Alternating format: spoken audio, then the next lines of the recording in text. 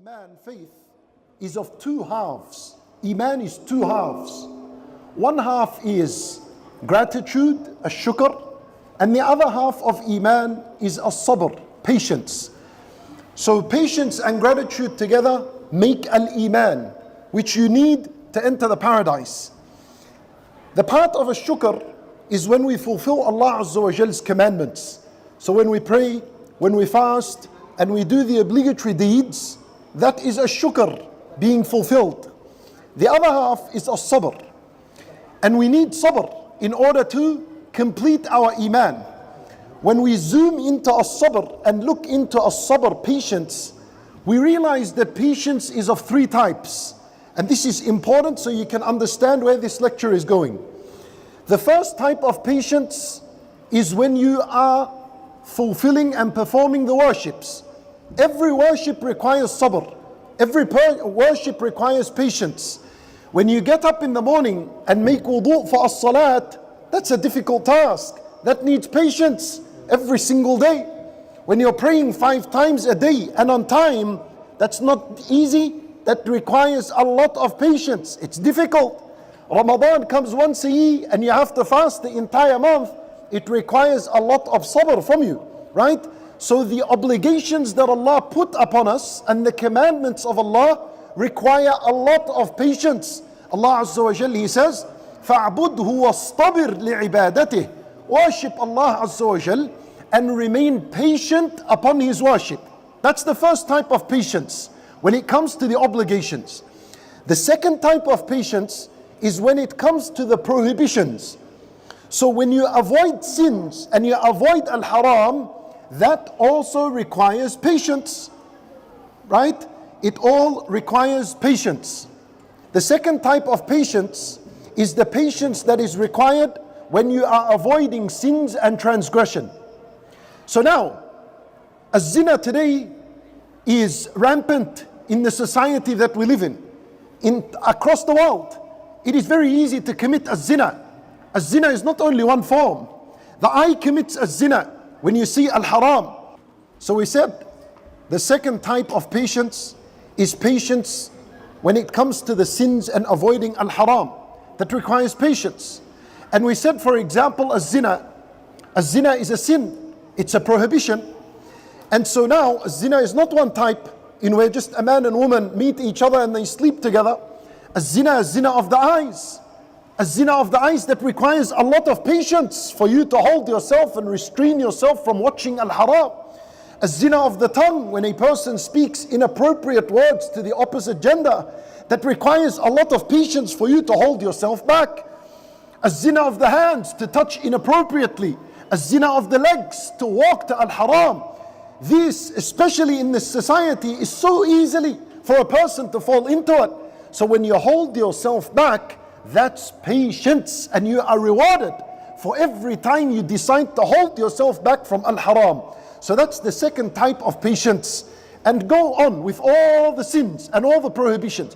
So patience is required when you keep away from sins. So don't ever think that when you avoid a sin, that you just lost a moment of pleasure.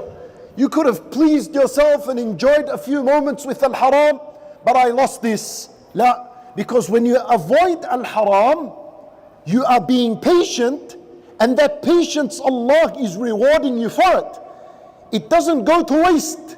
It is being rewarded. And you are fulfilling this half of al-Iman, which is patience, which is required to complete al-Iman as a whole. And then the third type of patience is patience upon the calamities of this worldly life.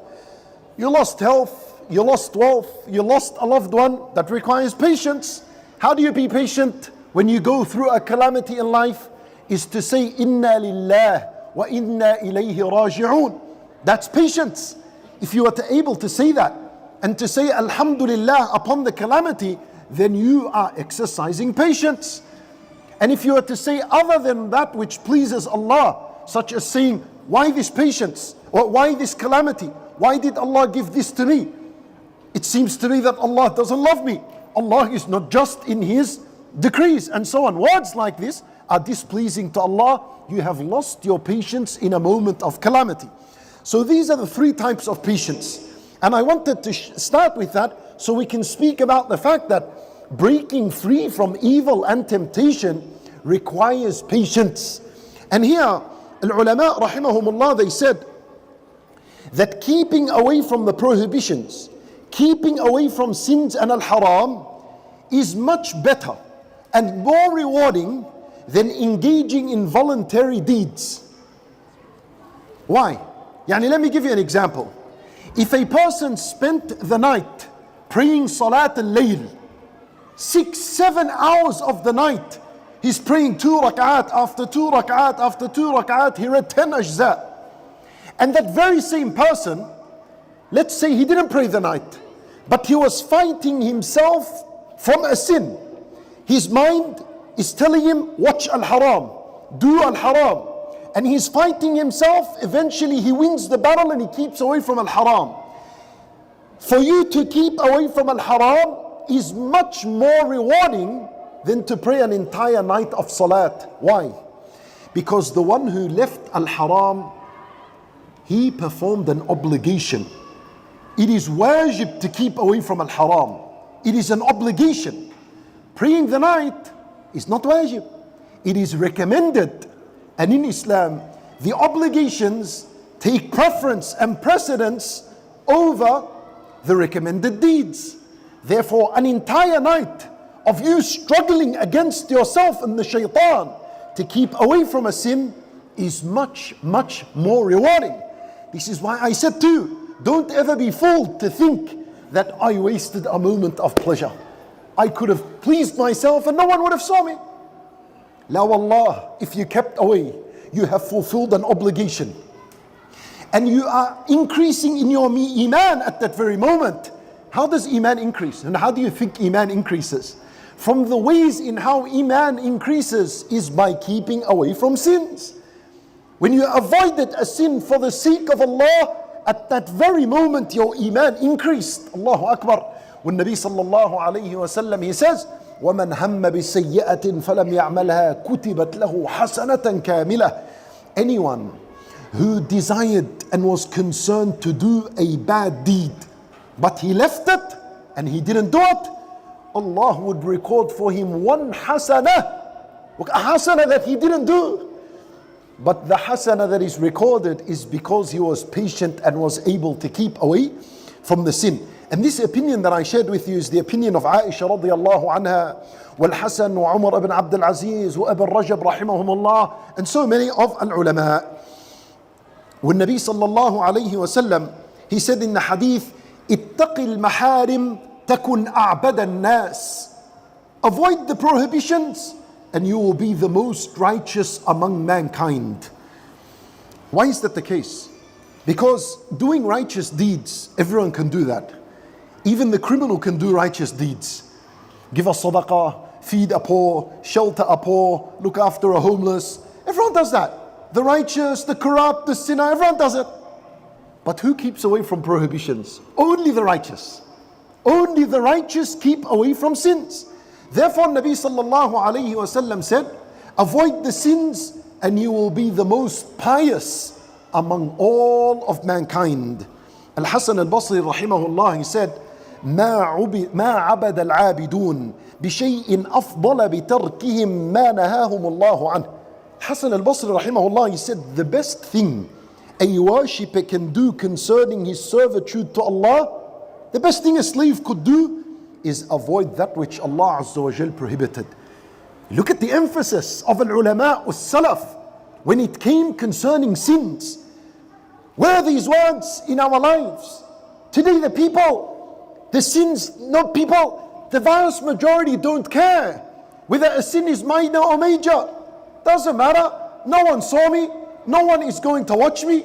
No one recorded it against me. And even say if someone spoke again about me, who is he to bring it up in the gatherings and speak about me? And subhanallah, nas are on a highway in their sins, not noticing what al-ulama and the scholars of Islam had of an approach towards sins. Ibn Umar radiallahu anhu said, take this. He said, raddu daniqin مما يكره الله أحب إلي من 500 حجة.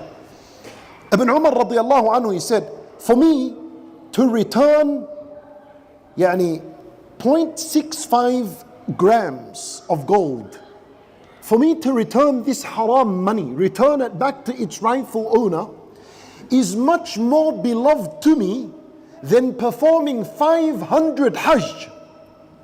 You need 500 years to do 500 hajj, because it only comes once a year. For him to free himself from a sin is much more beloved than engaging in a voluntary deed. Allahu Akbar. When Nabi sallallahu alayhi wasallam, he said about one of the categories that enter into the shade of Allah on the day of judgment, he said, وَرَجُلٌ دَعَتْهُ امْرَأَةٌ ذَاتُ مَنْصِبٍ وَجَمَالٍ فَقَالَ إِنِّي أَخَافُ اللَّهِ. A man who was approached by a woman who looked pretty and beautiful, and she also had a position of authority and leadership. And he said to her, I fear Allah, I don't want to commit al-haram with you. You know, Nabi sallallahu alaihi wasallam, he described in this case a woman that had beauty and she also had a position of authority. Why? Because a woman with beauty is very difficult to resist. And a woman that has authority, it's like you have to fall into what she wants, because she'll use her authority to prison you. You'll get in trouble. She'll blackmail you. So if you said to that kind of woman, like Yusuf alayhi salam with Imra'atul Aziz, that's the very same thing. She had looks and she was in a position of authority. To say to that woman, Inni akhafullah, I fear Allah, I don't want to fall in al-haram. That Allah Azza wa Jalla will put such a person under his shade on the day of judgment. Why? What good deed did he do? The fact that he avoided a sin. He avoided a sin. So look at the high reward that he had on the day of judgment. Umar ibn Abdul Aziz, rahimahullah, he said, ليس التقوى صيام النهار ولا صلاة الليل. التقوى أداء ما افترض الله وترك ما نهى الله. Umar ibn Abdul Aziz is teaching us something. He said, don't assume that piety is to fast the days, voluntary fasting we're talking about, and to pray the nights. Don't think that's what righteousness is. That's something of righteousness. But he said the real righteousness is to do what Allah obligated and to keep away from that which Allah prohibited. That's what righteousness is. So now I share with you a few methods. These are methods. The more you have of them in your life, the quicker you'll break free from your sin and your temptation. And the less you have of them, that's what the problem would be for why you continuously fall into your sin. So now as you listen, see which one is involved in your life and which one is not. If it's not involved in your life, start working on it. These are practical steps, and there is nothing better than this for you to break addiction and break the sins. Today people are paying thousands and thousands of dollars, attending courses how to break free from an addiction and rehabs and so on. No problems, that could be beneficial. But high and above all of this is the words of Nabi sallallahu alayhi wasallam and the directions of Allah Azza wa Jal and the explanation of our ulama.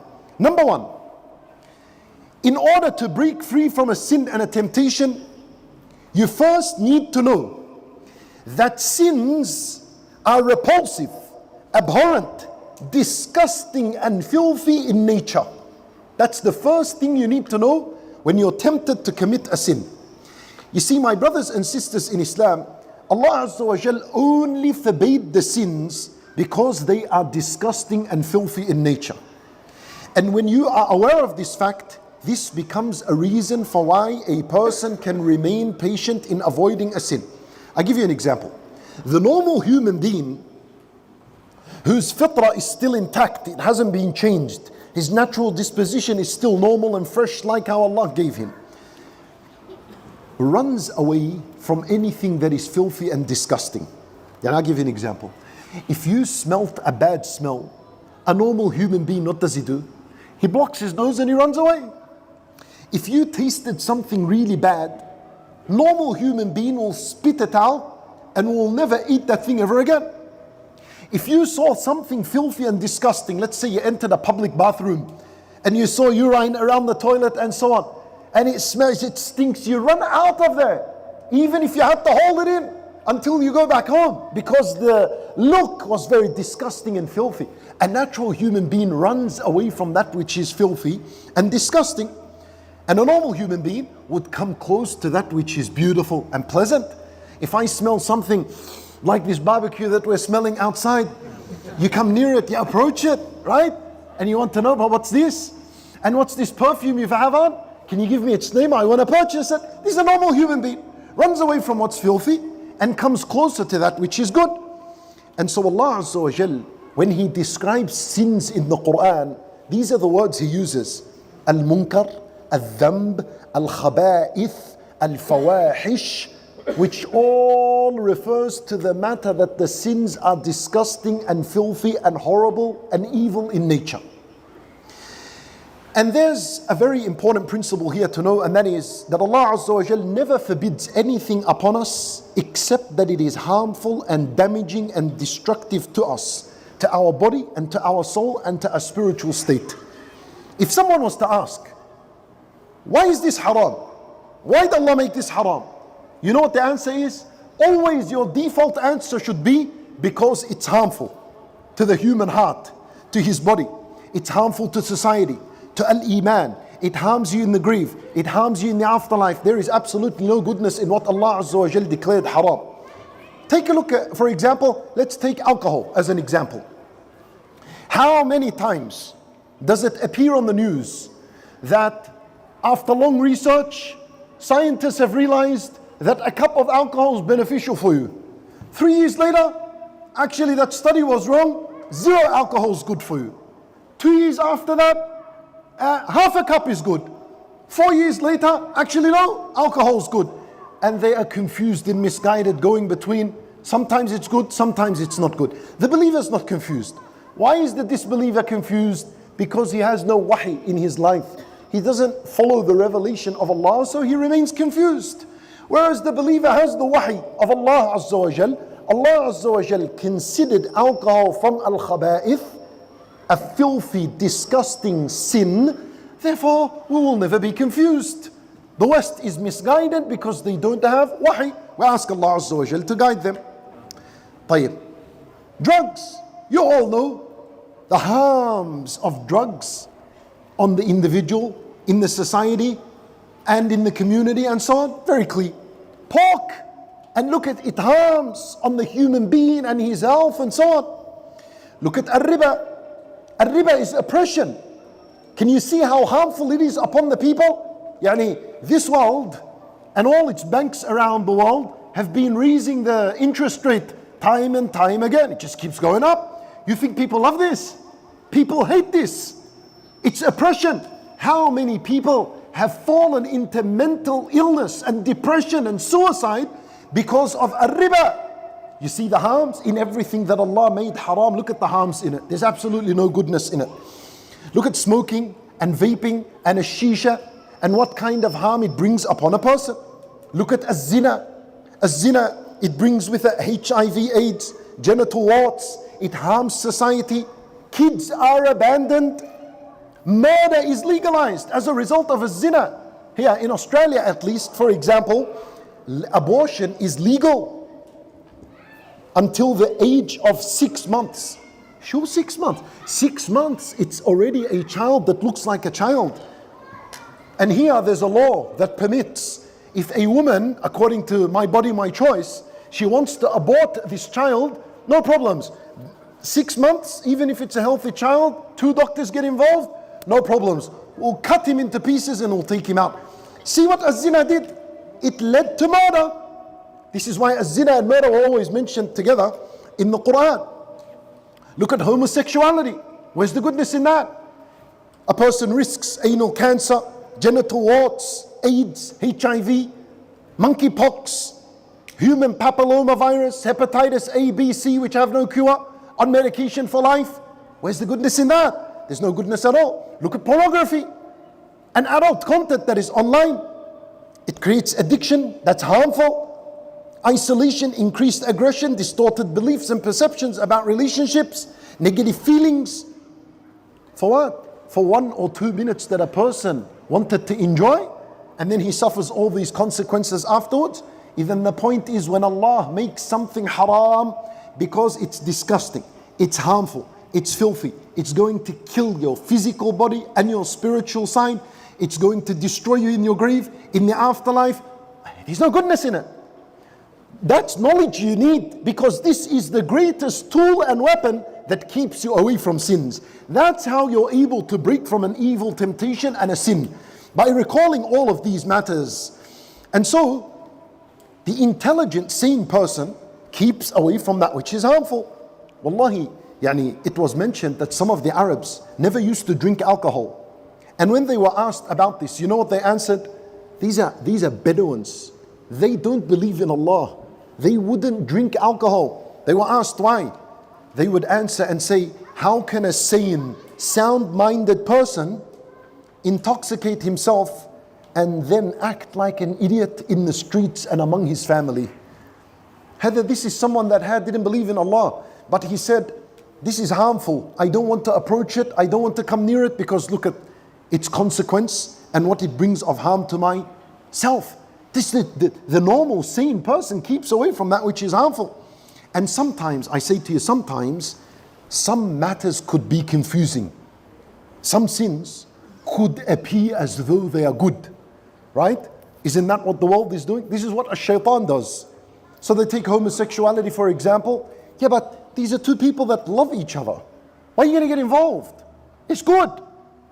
If you separate them, then they're going to fall into mental health. They might become suicidal at the end, right? So it's decorated, it's beautified, it's colored, and then people start having it. You know what? Okay, I won't practice it, but I feel sorry for those that are involved in it. Khalas, I accept you the way you are. This is what happens. So sometimes a sin could become confusing to people. They are confused. They'll tell you a drug and alcohol. Yeah, okay, but it brings it's a stress reliever. Smoking, but smoke it out. Smoke out your problems in life and the stress that you have in life, and it should be good. And some people say, yeah, maybe. Sounds convincing. Let me try it. Actually, it worked, right? 2 rak'at instead of a cigarette would have relieved you much more than that cigarette. But this is how distortion becomes at the end of time. Nabi ﷺ said, sanawatun khadda'at. At the end of time, deceptive years come upon the people. What is haram becomes decorated and it looks like it's good. And what is good becomes dirty among the people. And people keep away from it and distance themselves from it. So we need to be careful of this matter. And so when you fall into this confusion, so you're now confused. Is this haram or not? What's going to solve the confusion? Al-Wahi. Al-Wahi. Read the Quran with Sunnah, and it clarifies your confusion and will tell you what's halal and what's haram, even if that haram was committed by the entire society. This is why al-ulama rahimahumullah, they would say, كيف يتقي من لا يدري ما يتقي. How can someone avoid something if he has no clue of what to avoid? Therefore we need to seek knowledge. We have to learn our deen, so that when you learn your deen, you know what's al-halal al-haram, you'll know that the haram is filthy, disgusting, I keep away from it. Okay, so that is the first point and the first reason in how to avoid a sin. Always, always, always bring to your attention and to your mind, sins are filthy and disgusting and despicable in nature. And they are harmful to me and my health and my spiritual state and my relationship with Allah and my grave and my afterlife. So I better walk the other way. The second reason of how to break free from sins and temptation is to have shyness of Allah, al-haya'u min Allah. Let me explain this to you. You see, when a servant knows that Allah is watching, that's what haya is. Al-haya from Allah, being shy of Allah, is to be aware that Allah Azza wa Jal is watching you all time. When you know that Allah is watching over you and He sees you and He hears you, now you will be too shy before your Lord to expose yourself to His anger and His punishment. Shyness, in Arabic, it's called al-haya. Wal-haya, it comes from the word hay. And hay means living. The one who is shy of Allah he is a living person. He has life in his heart. The one who has lost his shyness of Allah, he is a dead man walking, because there's no more life in his heart. Today, no one would dare to commit a sin in front of his mother or his father or his brother or sister, or in front of his wife or in front of her husband, nor in front of the children, even if it was a small child. No, I won't do it. Embarrassing, filthy. How am I going to do a sin in front of my father? La, that's dirty, that's disgusting. I feel extremely embarrassed and shy. The question is, wasn't Allah worth that shyness from you more than anyone else? Considering the fact that they will not judge you on the Day of Judgment, it would be Allah who will judge you on the Day of Judgment. So al-haya'u min Allah, you need to grasp the reality of what it means to be shy of Allah Azza wa Jal. Wallahi, if you were in a room alone and you heard the squeaking of a door, you will immediately drop what was haram from your hands and you would be shaking. And then when you realize that the door was opened by the wind that came in and gave you air for you to breathe coming from Allah Azza wa Jal, if you feel at that moment a sigh of relief, that's dangerous. Because were you scared that someone was at the door? And you weren't afraid of the fact that Allah Azza wa Jal was looking at you all this time? Then we need to refresh this kind of knowledge in our hearts and in our minds once again. And I tell you here a practical tip. Look, whenever you approach to commit a sin, no matter what it is, and wallah, today's sins are known, and by far the greatest of them is adult content online. That's not my conclusion, my statistic. And Nabi sallallahu alayhi wa sallam, he said, the greatest fitna upon men is women. That's what the Nabi sallallahu alayhi wa sallam said. And do you think that as time advances, it gets easier? La wallah, it gets worse. Especially with this type of technology. People are very tempted to fall into a sin. Like, without even wanting to see it, it pops up in front of you. And then one thing to another, especially on social media. From one reel to another, from one short to another, from one profile to another, where you see al-haram. The human fitrah, if he doesn't keep this thing away from him, he will fall into al-haram, whoever it is. Okay, what do? You know, I tell you, when you approach to commit a sin, at that very moment, as a believer, you know deep down that Allah is watching, right? You know this. Of course you know this. Because if you don't believe Allah is watching, a person is a kafir. And that feeling of Allah is watching, and Nabi sallallahu alayhi wa sallam calls it وَاعِظُ اللَّهِ فِي قَلْبِ كُلِّ مُؤْمِنٍ. It is the advisor of Allah that is installed in the heart of every believer. Any sin you're going to do, there is a panic inside the heart because you know Allah is watching. I want to tell you something. Next time, if this happens, we ask Allah Azza wa Jal to protect us from sins. Don't suppress that feeling. Don't close that feeling. Don't say, I'll deal with this later, and shut it. No. What you're supposed to do is, as you're there, bring this feeling up until your tongue. Say aloud, Allah is watching. Say Bismillah. Say A'udhu Billah Minash Shaytanir Rajim. Allah says, Alam ya'lam bi anna Allah yara? Doesn't this person know that Allah is watching? Answer Allah. Say, yes, I have the knowledge that you're watching. Allah, Bismillah. Say it aloud. You know what this does? As you are repeating these words, it begins to cut and cool down this desire and temptation within you. Because the Nabi sallallahu alayhi wa sallam said, وَلَا يَثْقُلُ مَعَ اسْمِ اللَّهِ شَيْءٍ. Nothing can outweigh the name of Allah. So if Allah Azza wa Jal's name is on one side of the scale, and your temptation and desire, as strong as it is, it's on the other side of the scale, nothing will outweigh Allah's name. Allah's name would weigh heavier, and your desire and your temptation will be thrown out the window and out of your heart, and you'll move away from that sin. Bring these words, bring them to life. Say, Allah is watching. أعوذ بالله من الشيطان الرجيم. I give you an example of Yusuf alayhi salam. Yusuf alayhi salam was in that setting. The doors were closed. The wife of the king had shut all the doors and locked them. And he was a beautiful man, and she was a beautiful woman, and she adorned and prepared herself for a zina. And she said to him, Hayta lak, I've prepared myself for you. Let's do al-haram. You know what he said? He said, قال معاذ الله. He said the word Allah. He said, أعوذ بالله من الشيطان الرجيم. I seek your protection, O Allah. See, at that moment of temptation, say Allah. Say أعوذ بالله من الشيطان الرجيم. And the next step, what do you do after that? The next step is, after you say that, get up and move away from there. Get up and move. Because if you observe the case of Yusuf alayhi salam, after he said Ma'adh Allah, what did he do? Allah Azza wa Jalla, he said, وَاسْتَبَقَ الْبَابِ. He raced to the door. He ran away from the very place his foot was, where he was called to Al-Haram. Al-Haram was only centimeters away from him. استبق الباب. He ran to the door. What happened when he got to the door? وَأَلْفَيَا سَيِّدَهَا لَدَى الْبَابِ. The master, the king, her husband opened the door. You see that? What's that? What does that imply? It implies relief. Khalas, it's all over. Between you running away from the area of sin, just move just a few meters before relief comes.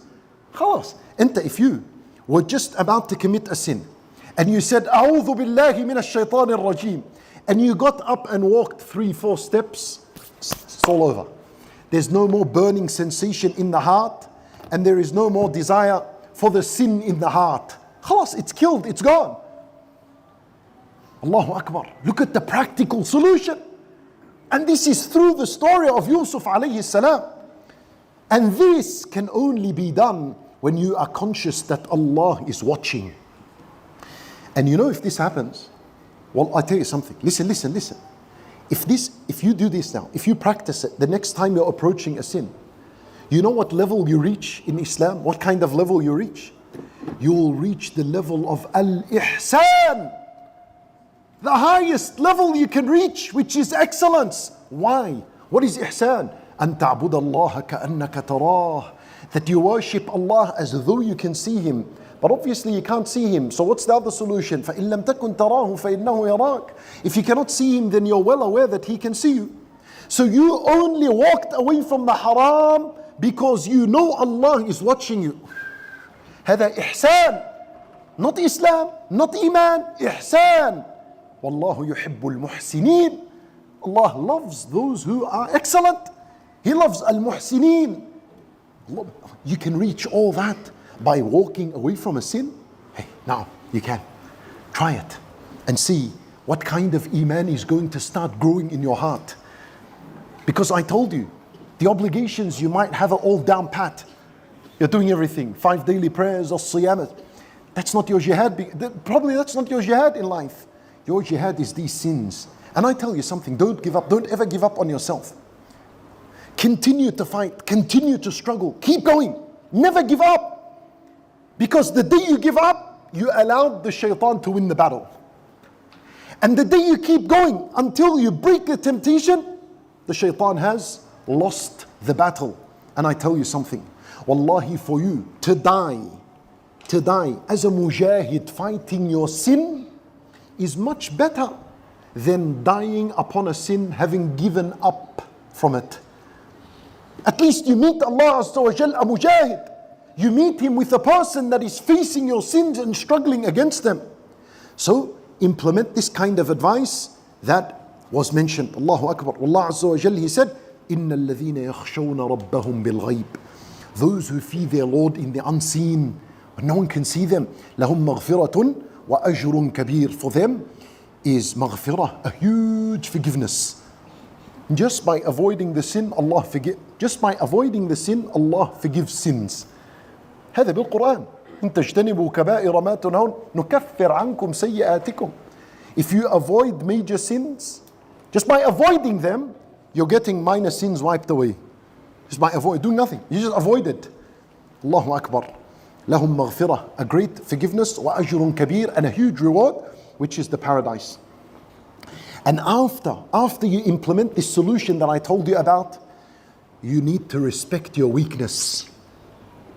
After you break free from a sin and you do it for the very first time in your life, Bismillah, you've become a muhsin, you need to respect your weakness. Because after that you're weak. A shaitan can come any moment after that, a minute, 2 minutes later, and tempt you back into the sin. Respect your weakness. What does it mean to respect your weakness? I'll tell you something. You know when someone comes out of surgery, where do they put him? In which unit? In the ICU, intensive care unit. He came out of a surgery, they put him in the intensive care unit. What's the intensive care unit? You know what it is? It is where nurses are around you 24/7 and doctors are around and machines are there and all the levels and that could be seen. What it means when you break free from a sin for the very first time, respect your weakness and assume that you have just come out of surgery and you are in the ICU. It means don't be alone. Make sure you're around people. Make sure you're around people. Like the patient and there's nurses around him. You need people around, you need good people around you. Come to Al-Masjid, do something beneficial, and as a result, it'll strengthen you until you have that resilience and that power, and that bi-idhnillah, you'll never see that sin ever again in your life.